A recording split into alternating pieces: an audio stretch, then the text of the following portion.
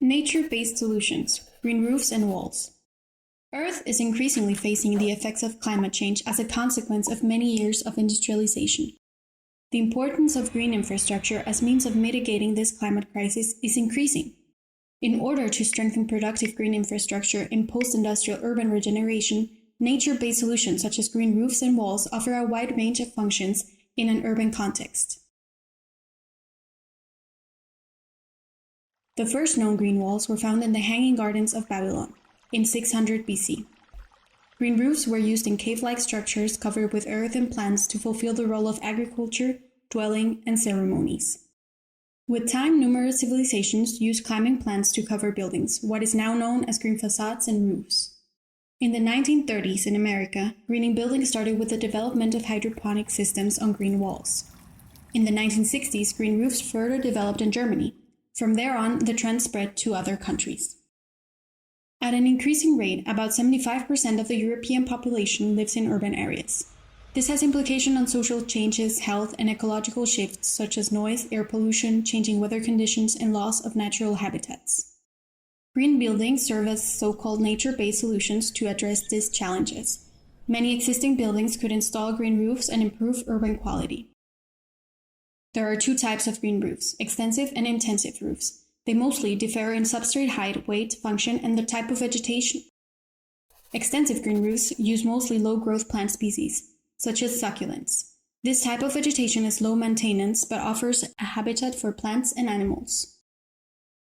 Intensive green roofs have a higher layer of substrate, allowing for a broad range of plants, even trees. It can be used for sports and urban gardening or rooftop farming.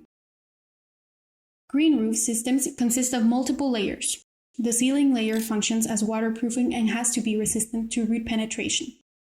The protection layer allows an extra isolation to protect the roof from any damage. The drainage and storage layer allows the excess of water to be stored, maintaining its minerals and recycling them. A filter layer is then added to separate the surplus water from the vegetation layer. The substrate type and amount depends on the plant vegetation. This allows for roots to grow and store water, minerals, and nutrients. Finally, the vegetation is planted. The vegetation can grow not only on the roofs but also on the walls of the building. This can be exterior as well as interior walls. There is ground-based screening. Depending on the design, climbing trellis can be installed on the facade to control the plant's growth to the desired height or specific areas. Climbing plants can be placed on a flat surface such as concrete or masonry and offer a complete coverage. With the living wall system, a fully green wall can be obtained. The whole facade is a continuous substrate planted body. The modular alternative allows a larger area of green using prefabricated modules that are mounted on closed facades with a substructure. The indoor walls are limited in size. Smart and active green walls are only used indoors because their air purification efficiency would not be powerful enough to impact outdoor spaces, thus allowing specific tropical plants to be used as well. In order to make the targeted decision, there are specific criteria that must be analyzed, such as the design, chosen location, soil quality, irrigation, sewage options, installation, and types of plants. Dense urban areas benefit from plants carrying out photosynthesis, producing oxygen, evaporating water, and thus having a cooling effect as well as filtering air pollutants from road traffic. Green roofs or walls promote efficient energy consumption by acting as an insulation layer. Climbing plants can be placed in natural curtains which during the summer shield the building from sunshine, and in winter allow more heat from the sun to warm the building, lowering maintenance and heating or cooling costs. Everyday habitats are lost and many of our indefinite natural resources are consumed.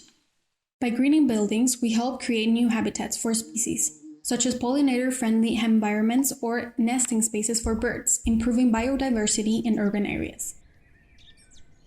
Larger rooftop farming initiatives can contribute to local food value chains and create jobs. The vegetation and substrate of green buildings are a great solution to use the water in a controlled and efficient way, retaining up to 100% of the water and releasing it slowly with time.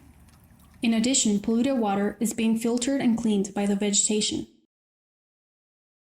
Benefits associated with greenery systems include noise attenuation, and green buildings offer potentials of sound and insulation inside and outside the building. Studies show that a green environment provides a better workspace and thus benefits greatly on the citizens' well-being. Consequently, the green roofs and walls are powerful nature-based solutions to improve the building and the environment. Find out which services greening buildings offer and which technology is available to green your building. Be part of the change. Bring plants to the city.